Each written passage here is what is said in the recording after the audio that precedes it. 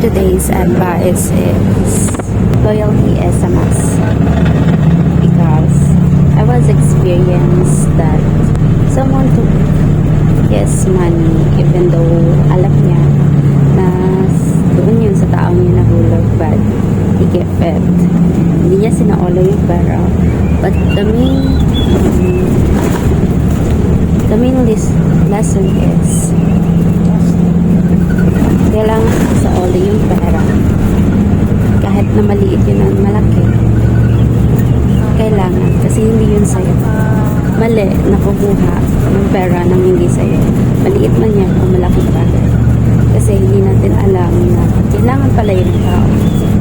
Saka siguro para sa akin, I was proud that may mga magulang ako na pinalaki ako na they told me na